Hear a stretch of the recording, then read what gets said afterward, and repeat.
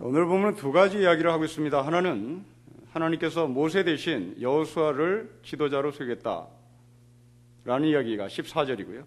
그 14절의 결론이 23절 맨 마지막에 여호수아가 강하고 담대하도록 격려해라, 위로해라 라는 말씀을 합니다.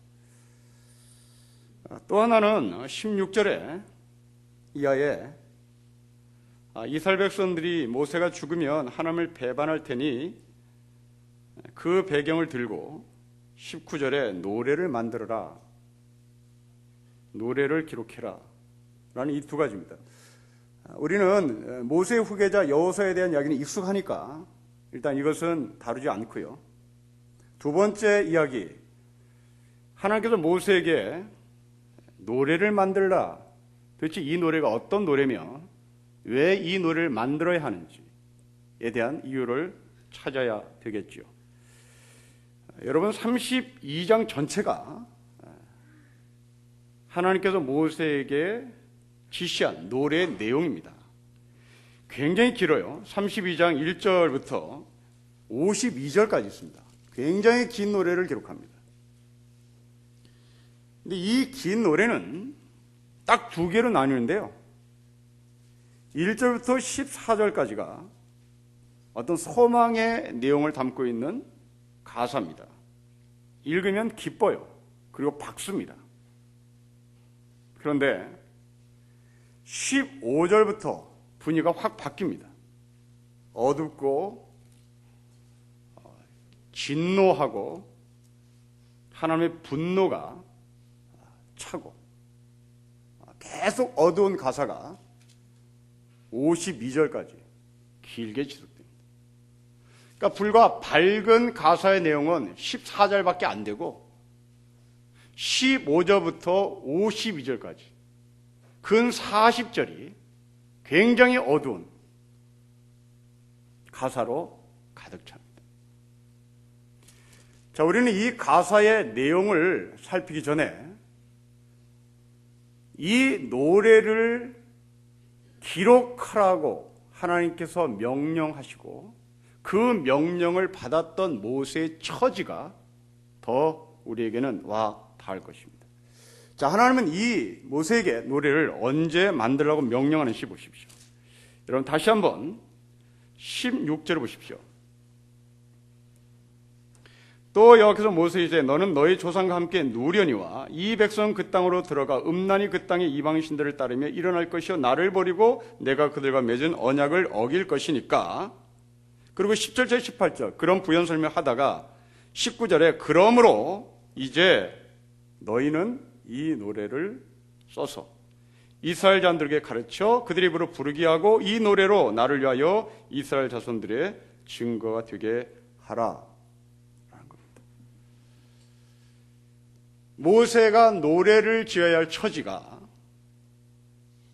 건강할 때가 아니고요, 내일 모레 세상을 떠날 때입니다.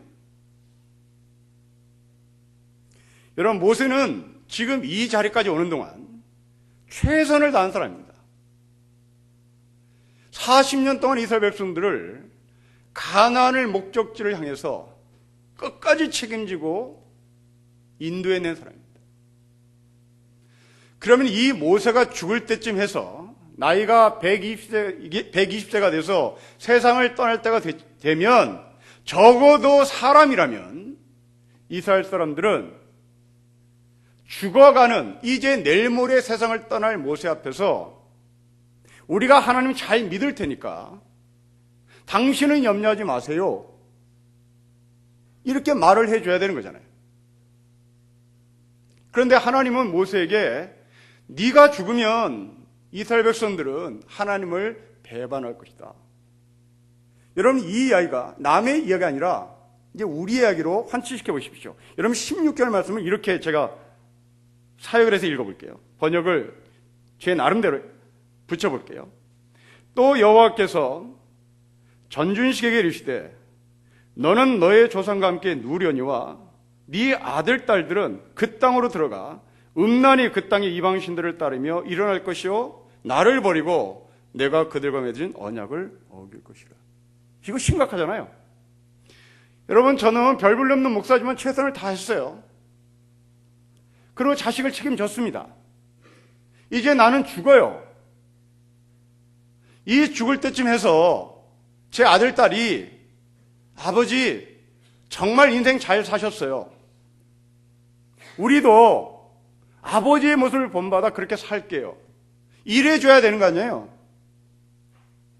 그런데 내가 죽음과 동시에 음란히 행하고 우상을 섬기면 이게 사람이냐고요. 여러분이 세상에 정말 최선을 다해서 신앙생활하고 하나님을 섬기다가 죽습니다. 근데 여러분 자식이 죽은 지 3일도 안 돼서 가서 음란히 행하고 우상을 섬긴다면, 그리고 이런 노래를 지어서 자식들에게 주라고 하나님께서 말씀하셨다면 우리는 굉장히 복잡해지는 겁니다. 이게 모세가 노래를 져야 할 처지였던 거예요. 사람이 아닌 거죠, 이게. 40년을 먹였습니다.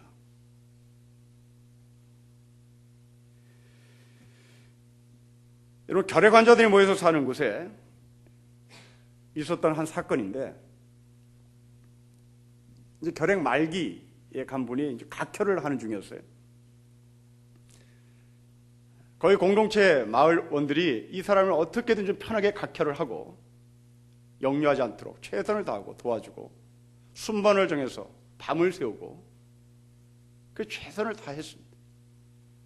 그런데 옆방에서 어떤 젊은이는 기타를 치고 노래를 부르고 그만 좀 해 라고 해도 이 젊은이는 듣지 않아요. 내가 자유인데. 우리는 이런 걸 가리켜 인간이 들댔구나. 네 사람이냐? 지금 그 이야기입니다. 40년을 먹였으면 너 사람 같아야 될 거 아니야. 40년을 인도했으면 너 사람 같은 삶을 살아야 될 거 아니야. 개도 그 정도 하면 했겠다. 동물도 그 정도 먹였으면 주인 알아보겠다. 주인의 뜻을 헤아리겠다. 그런 말을 우리는 할 수 있을 겁니다. 작년에 광화문에서 세월호 유족들이 이것을 진상을 해결해달라고, 진상을 밝혀달라고 정말 괴로움 속에서 금식을 할 때 옆에 이상한 사람들은 피자를 시켜 먹고 통닭을 먹어요. 버젓이 일어나는 현상입니다. 그들은 많이 배운 사람들이에요. 그들은 시장 잡배들이 아닙니다. 고대 시대나 지금이나 여전히 사람 같지 않은 인간은 존재하는 거죠. 정말 모세는 기가 막혔을 겁니다. 40년을 먹이고 입히고 재우고 인도해내고 하나의 말씀으로 가르쳤고, 그래서 이제 자기는 다리 뻗고 세상을 떠나 준비를 해야 될 사람인데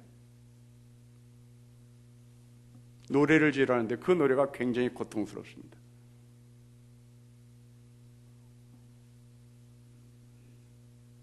여러분, 우리가 자녀들 앞에서 최선을 다하고 살지요. 그리고 우리 자녀들이 신앙생활을 잘할 것이라는 소망을 우리는 버리지 않습니다. 내가 이렇게 살면, 내가 이렇게 하나님을 섬기면 분명히 내 자식은 나처럼, 아니 나보다 더 깊은 신앙을 가지고 살 거야. 그런 소망을 갖지요. 그러나 그 소망은 소망대로 되는 사람이 있고 안 되는 사람이 있죠. 내가 신앙생활 잘한다고 해서 내 자식이 신앙생활 잘하는 보장은 없는 것 같습니다. 내가 하나님의 뜻에 맞게 산다고 해서 내 자식이 그것을 본받아 나도 아버지처럼 살겠다고 고백하는 사람이 반드시 있을 것이라고는 생각하지 않습니다. 내가 세상을 떠난 후에 내 자식이 하나님을 잘 믿는 것은 나 때문이 아니라 이건 기적이죠. 이건 은혜입니다. 나하고는 아무 상관없습니다. 우리의 삶이 우리 자식들에게 영향을 미친다면 오늘 본문은 신명기에 기록되어서는 안 됩니다. 우리는 모세만큼 본을 보이지 못해요. 모세는 우리보다 훨씬 신앙의 샘플로 이스라엘 백성들 앞에 섰습니다. 이때 우리가 생각하는 생각은, 그러면 차라리 내가 먼저 죽지 말고 신앙생활 엉터리 할 것 같은, 음란한 생활을 할 것 같은 내 자식 먼저 데려가고 나서 그리고 내가 그 다음에 가는 것이 좋지 않겠나라는 생각도 해봅니다. 장애자를 갖고 있는 부모의 심정이죠. 내가 내 자식보다 먼저 가지 말고 내 자식이 먼저 가고 그 다음날 내가 가는 게 소원인 것이 장애자들의 부모의 간절한 바람입니다. 부르부도 뻔한 거니까요. 어떤 누구도 안 도와주니까요. 어떻게 살 것인지 뻔한 겁니다. 지금 모세가 그런 심정이 아니었을까 싶어요. 내가 먼저 죽지 말고 이렇게 음란히 행할 것 같은 이스라엘 백성 먼저 다 죽고, 이런 것을 행하기 전에, 이렇게 나쁜 짓을 하기 전에 먼저 죽이시고 먼저 데려가시고 그 다음에 나를 데려가세요. 이것이 우리가 바라는 바가 아닐까 싶어요. 자, 그렇다면 이 모세가 하나님의 말씀을 듣고 순종해서 이렇게 긴 52절의 노래를 지었는데, 이 52절을 갖고 있는 노래의 제목을 붙인다면 그 제목을 뭘로 붙일까 저는 고민해 봤습니다. 여러분 16절을 근거로 해서 한번 제목을 붙여보십시다. 다시 한번 16절 읽겠습니다. 시작. 또 여호와께서 모세에게 이르시되 너는 너의 조상과 함께 누우려니와 이 백성은 그 땅으로 들어가 음란히 그 땅에 이방 신들을 따르며 일어날 것이요 나를 버리고 내가 그들과 맺은 언약을 어길 것이다. 저는 이 16절을 근거로 제목을 한번 잡아왔습니다. 언약을 어긴 백성들. 이렇게 제목을 달면 될 것 같아요. 언약을 어긴 백성들. 여러분, 언약은 율법을 말합니다. 왜 그러면 하나님은 이 율법을, 언약을 노래로 만들려고 했을까? 이제 그게 궁금해요. 이제 그 이유입니다. 여러분, 그 이유는 9절, 10절에 나와 있습니다. 여러분 9절, 10절을 보십시오.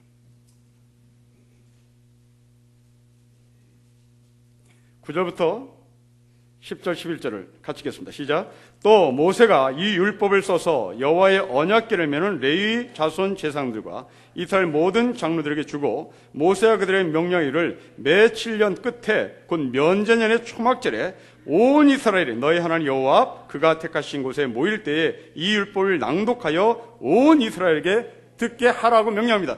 여러분, 이 율법은 이스라엘 백성들이 안식년이 되던 해 매 7년에 한 번씩 장로들이 이 율법을 낭독할 때 모든 사람이 다 듣게 하라는 거죠. 이 말을 뒤집으면 나머지 6년 동안은 이 율법을 누가 낭독할 수 있는 기회도 없고, 그리고 낭독하는 율법의 소리를 들을 수 있는 기회가 이스라엘 백성들에게 주어지지 않는 거예요. 그러자 하나님이 모세에게 이스라엘 백성들이 자기네들 스스로 노래로 만들어서 그것을 부르도록 해라. 율법을 낭독하는 장로들의 매 7년마다 낭독하는 낭독 말고 너의 삶에 어떤 때든지 너가 노래를 부르고 싶을 때, 너가 잠을 잘 때라든지 너가 밥을 먹을 때라든지 너가 걸어갈 때라든지 그리고 일을 할 때든지 언제든지 이 노래를 율법을 노래로 만들어서 그것을 되뇌이고 또 되뇌는 것입니다. 여러분, 이것은 모세가 시내산에 율법을 받고 내려왔을 때의 그림과 똑같은데요. 모세가 시내산에 율법을 받고 내려왔을 때 사람들이 이 모세의 얼굴을 보고 그냥 다 거꾸러집니다. 너무나 밝아서요. 쳐다볼 수가 없습니다. 그래서 성경은 사람들이 쳐다볼 수 없었던 이 모세의 광채를 어떻게 죽이느냐면 아론하고 서로 대화를 했다. 라는 이야기를 거기 끼어들여 버립니다. 아론하고 대화를 했다라는 말은 시간을 끌었다는 얘기인데요. 시간을 끌었다는 말은 모세의 얼굴이 점점점 밝음에서 어둠으로 바뀌어간다는 말이 거기에 포함됩니다. 왜냐하면 모세의 얼굴은 자체 발광이 아니라 외부에서 받은 광채이기 때문에 그렇습니다. 모세는 하나님이 아닌 거예요. 모세는 자체 발광하는 존재가 못 됩니다. 모세는 하나님의 피조물입니다. 이 피조물에게 빛을 줬습니다. 그 빛은 시간이 가면 갈수록 점점점 빛을 강도가 떨어지겠죠. 그러자 이스라엘 백성들이 그제야 비로소 모세의 얼굴을 쳐다봅니다. 그리고 이 모세가 이스라엘 백성들과 서로 이야기를 한 다음에 다시 이 모세는 하나님의 성막 안으로 들어갑니다. 하나님의 성막 안으로 들어간다는 이유는 자기가 지금까지 충전해왔던 그 햇빛 같은 찬란한 얼굴의 모습을 다시 충전하게 해요. 들어가는 것이죠. 우리는 이것을 가리켜 성령 충만하는 표현을 합니다. 우리는 자체 성령 충만을 받을 수가 없으니까, 우리는 자체 성령을 만들어낼 수 있는 능력이 없으니까 우리는 하나님부터 성령 충만을 받아야 하는데, 이 성령 충만은 마치 여러분들이 스마트폰을 충전하는 것과 같습니다. 배터리가 떨어졌을 때, 배터리가 충전해서 점점점 쇠켜졌을 때 우리는 코드를 꽂죠. 가득 전기를 채워 또 스마트폰을 사용합니다. 성령 충만이란 그런 겁니다. 내 자체적으로 전기를 만들어낼 수 없고 내가 내 자체적으로 빛을 만들어낼 수 없으니 우리는 코드를 꽂아야 되는 것이죠. 그 하나님께 코드를 꽂아 하나님부터 공급받는 그 빛과 광채를 하나님부터 받아야 되는 겁니다. 모세는 자신의 광채나는 얼굴을 이스라엘 백성들이 보면 쓰러지니 그 광채를 좀 더 주기 위해서 수건을 쓰고 그 수건을 벗은 다음에 이스라엘 백성들과 대화를 하고 그리고 다시 충전하러 하나님께로 들어갑니다. 바로 이 모세의 광채는 옛 언약인 율법을 말하죠. 이 율법은 분명히 영광스러운 것이긴 하지만 모세의 얼굴에서 빛나는 이 광채가 영원하지는 않은 거죠. 시간이 가면 갈수록 그것은 희미해지고 율법의 영광이 점점 줄어가는 겁니다. 그럴 때 이스라엘 백성들은 그 율법을 들고 있는 모세를 어떻게 할까요? 당신은 얼굴이 빛이 안 나네요 하고 그 자리에서 아웃시키겠죠. 요즘 흔히 얘기하는 컷오프 시키겠죠. 굉장히 무서운 말입니다. 너의 얼굴에 빛이 나지 않으니 당신은 우리의 지도자감이 될 수 없습니다 하고 아웃시킬 겁니다. 그래서 모세는 다시 하나님의 전에 들어가 얼굴이 빛나는 광채 모습을 하고 다시 나오는 거죠. 그런데 이제 이 사람이 120살이 됐습니다. 죽습니다. 더 이상 모세의 얼굴을 볼 수가 없습니다. 그래서 하나님은 율법을 기록해라. 그리고 율법을 노래로 만들어라. 여러분, 노래는 어떤 의미를 포함하고 있습니까? 노래는 아무 생각 없이 부르는 사람은 없습니다. 노래는 자기의 전체를 다 갖다 바치고 노래를 합니다. 가수들을 보십시오. 가수들은 영혼 없는 노래를 부르는 사람이 아무도 없습니다. 전심을 다합니다. 자기의 삶을 거기에 다 녹여서 노래를 부르죠. 우리가 부르는 찬송의 자세가 그거죠. 우리는 가사 하나하나를 뜯어보는 겁니다. 근데 우리는 영혼 없이 찬송을 하는 경우가 있죠. 그것은 노래를 하는 게 아닙니다. 그건 넋두리 하는 거죠. 넋두리 하는 노래와 자기의 온몸을 녹여서 노래하는 노래는 다릅니다. 여기서 말하는 노래는 넋두리의 노래가 아니라 너의 인격을 다 바쳐서 노래를 하는 겁니다. 이제 모세를 더 이상 볼 수 없으니 이제 모세로부터 받은 그 율법을 너가 노래를 통해서 다시 한번 네 마음속에 네 삶속에 녹여서 용해시켜서 그 용해된 모습을 들고 그대로 뱉어내는 것이 바로 하나님께서 노래를 만들라는 명령입니다.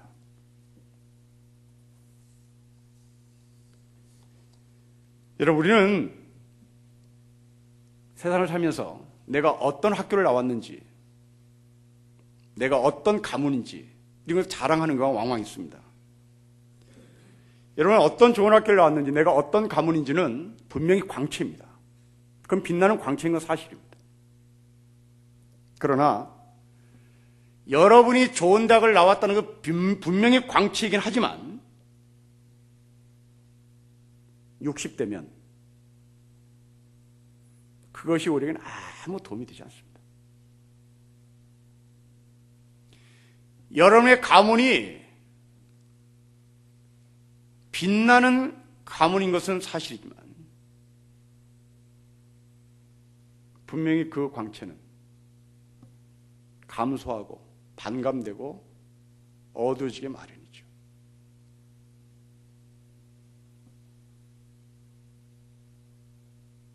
그러나 내 안에 있는 광채, 이 내면의 광채는 세상 사람들이 말하는 좋은 학교로 인하여 얻는 광채하고는 다른 것입니다.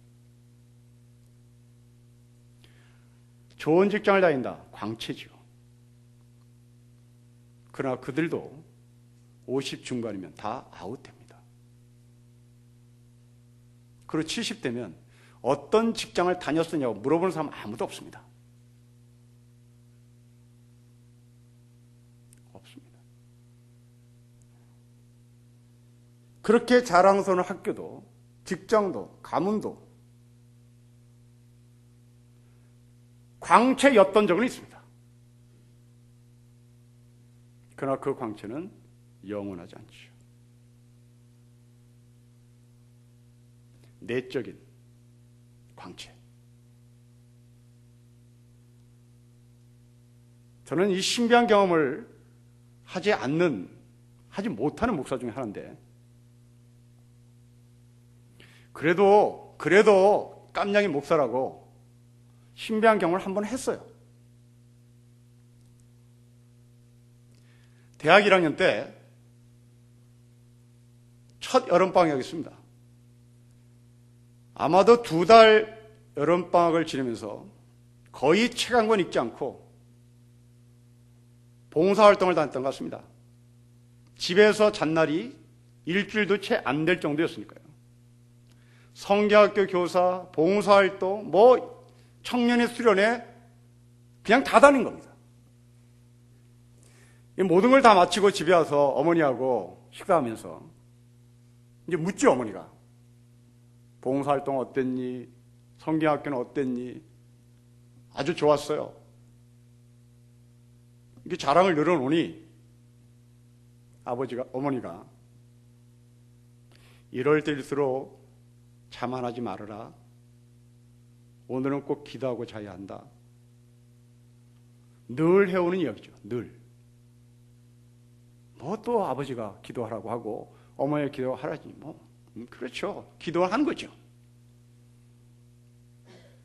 한 귀로 듣고 한 귀로 흘렸습니다. 그리고 잠을 잡니다. 우리가 잠을 잘 때 항상 그런 경험을 하는 건 아니지만 내가 잠속에 들어가는구나 하는 것을 포인트를 캐치하는 때가 가끔 있습니다. 바로 그 시점인데 내가 이제 잠으로 들어가는구나 하는 바로 그 시점에 제가 초등학교를 들어가기 전에 돌아가신 할머니가 내 눈앞에 나타납니다. 그 할머니가 대뜸 나에게 하는 얘기가 나는 예수를 봤다. 그러는 거예요.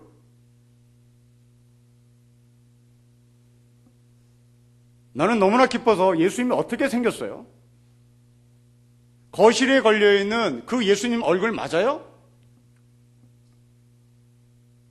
그래서 이 할머니가 자기 품으로 들어오라는 거예요. 알려주겠다고. 그래서 덥석 들어갔죠. 예수님 얼굴을 알고 싶어서. 덥석 할머니 품에 안기자 할머니가 내 목을 누르는 거예요. 이제 숨이 막히는 겁니다. 숨이 막히는 까지 좋았는데 이제 여기서부터 신비한 경험인데요. 제가 나갔어요. 내 영이 나갔어요. 나가서 내가 나를 쳐다보는 거예요. 나는 발광을 하고 있는 거예요. 살아보려고. 그때 제 머릿속에 배운 게 또 그런 거라고.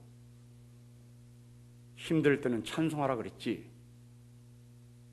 그래서 찬송을 하기 시작합니다. 78년도에 가장 많이 불렀던 찬송은 예수님 찬양이었습니다. 예수님 찬양을 부르는데 목이 여기에 막혔으니, 목을 누르고 있으니 소리는 안 나오잖아요. 두 번째 신비함입니다. 그 목소리가 제 눈에 빛으로 보이는 거예요. 위에서 나를 내려다보면서 내가 발광을 하고 있는데 그 발광하는 내 심장 속에서, 폐에서 소리가 오르락 내리락 오르락 내리락 하고 있는 거예요. 아마 이것이 하나님이 말씀하신 빛이 아닌가 싶습니다.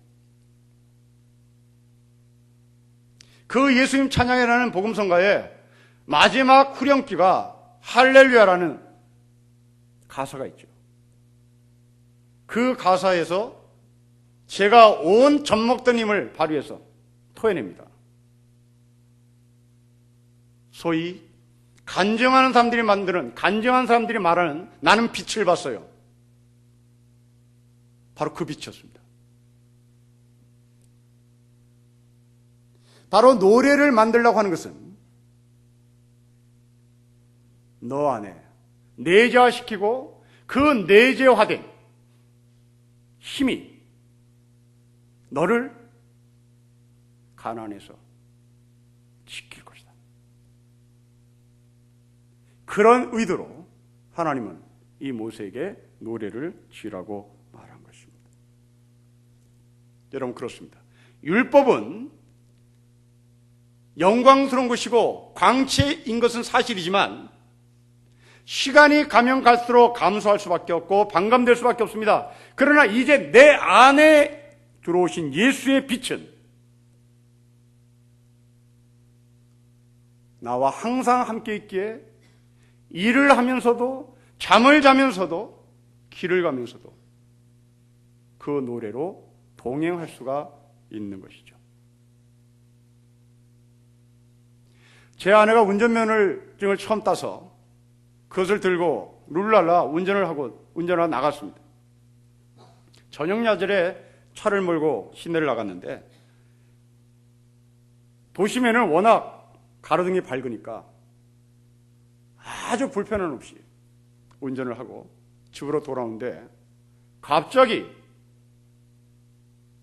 집 쪽으로 방향을 트는 순간 어두워지더라는 겁니다.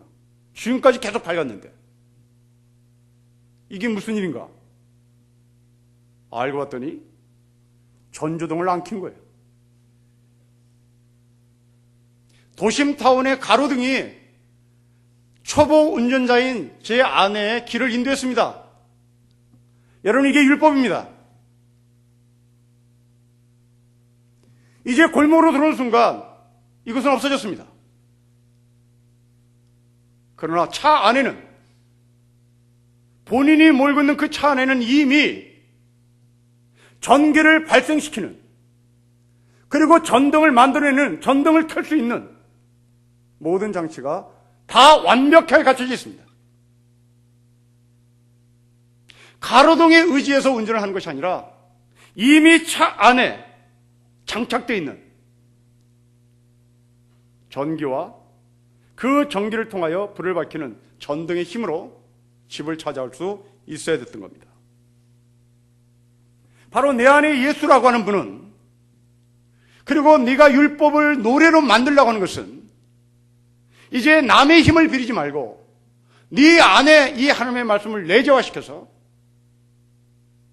그 힘으로 가나안에 들어가서 힘차게 살라는 하나님의 메시지죠. 고등학교 국어 시간에 이승 선생이라는 사람이 쓴 남산골 딸깍바리라는 수필이 있습니다. 이 남산골 딸깍바리의 이야기는 양반이긴 한데 이게 실패한 양반입니다.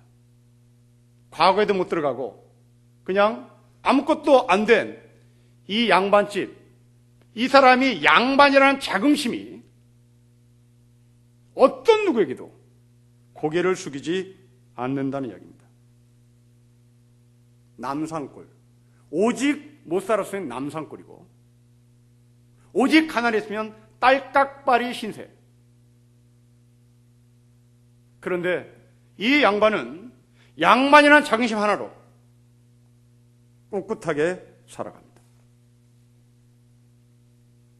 이스라엘 백성들아, 너희가 가나안에 들어가면 가나안의 부앞에서 껌뻑 죽을 것이다. 그러나 네 안에 있는 이 율법의 노래로 말미암아 그 가나안 사람들에게 기죽지 말아야 한다. 이런 차원에서 노래를 만드는 겁니다. 바울도 빌립보 감옥에 있을 때 이런 경험을 했습니다.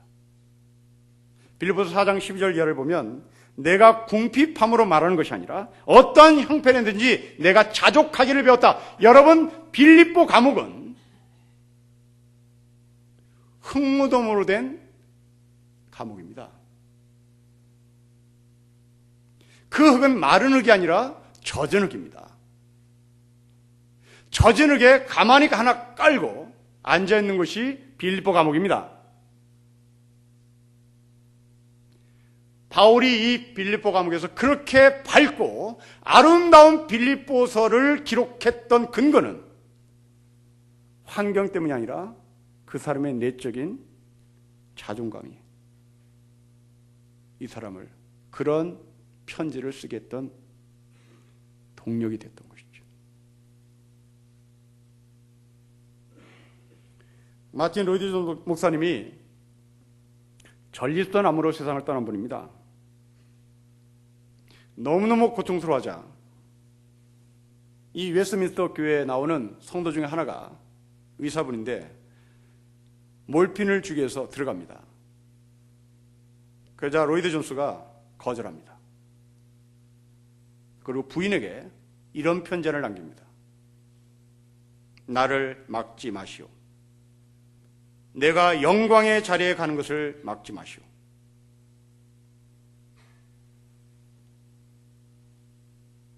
내가 영광의 자리에 가는 것을 막지 마시오. 하늘나라에 대한 자긍심입니다. 전립선암 대단히 고통스럽습니다. 그리고 암 환자들은 마지막에 피골이 상접입니다.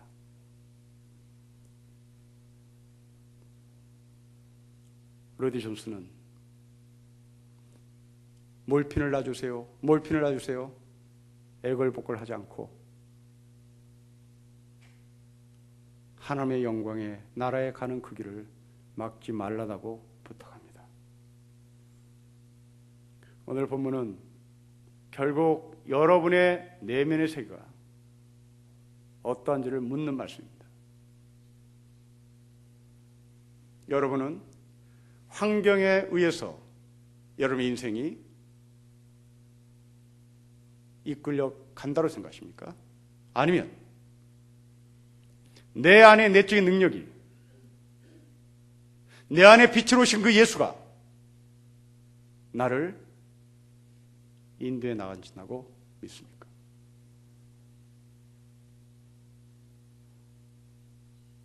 우리는 환경에 지배당하는 경우가 대단히 많죠.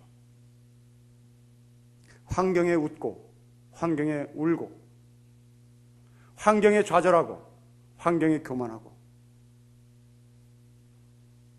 그러나 이것을 뛰어넘을 수 있는 것은 바로 내 안에 무엇이 있는가가 결정집니다. 내 안에 이 내적인 능력이 없으면 우리는 환경의 지배를 당하죠. 그러나 내 안에 빛이신 예수 그리스도가 계시면 우리는 환경에 지배당하지 않습니다. 이스라엘 백성들은 화려한 가나안 땅에 들어가 그들의 지배당하지 않을 수 있는 길을 하나님은 노래로 만들어 아침 저녁으로 일할 때나 잠잘 때나 그 노래를 불러 승리해 나가라고 말씀하십니다. 오늘 어르신들이 찬송했던 그 높은 곳을 향해서 가고자 하는 마음, 그 높은 곳은 외부적으로 힘듭니다. 환경적으로 대단히 어렵습니다. 그리고 신체적 조건이 안 됩니다. 무릎에 관절이 생겼습니다. 계단 오르기도 힘듭니다. 어떻게 그 높은 곳을 올라갈 수 있을까요? 없습니다. 계산이 안 됩니다. 그러나 내 안에 계신 빛은 우리는 그것을 갈 수 있게끔 만드실 것입니다. 내 안에 빛으로 신 예수를 찬양하며 그 예수를 의지하고 우리의 삶이 저 높은 곳을 향해서 가는 삶이 되시기를 주 이름으로 축복합니다. 기도하겠습니다. 아버지, 6년에 한 번씩 돌아오는 율법의 낭독 소리에서 이제 내 안에 노래로 심겨진 율법을 찬송하며 내 안에 심겨진 빛이신 예수 그리스도를 찬송하며 바로 그 예수와 함께 동행하는 것이 가나안에서 굴복당하지 않는 길인 것을 가르쳐 주셔서 감사합니다. 아버지, 광야 같은 저 세상, 그리고 화려한 네온사원이 우리를 부르는 세상, 돈을 갖고 오면 최고라고 부르는 그 환경 속에 우리가 넉넉히 이길 수 있는 힘은 바로 내 안에 계신 예수인 것을 믿사오니 아버지, 다시 한번 내적인 능력과 성령이 공급하시는 충만함이 우리를 주관하시고 통치하시고 우리가 거기에 순종함으로 이기게 하옵소서. 주 예수 그리스도의 이름으로 기도합니다. 아멘.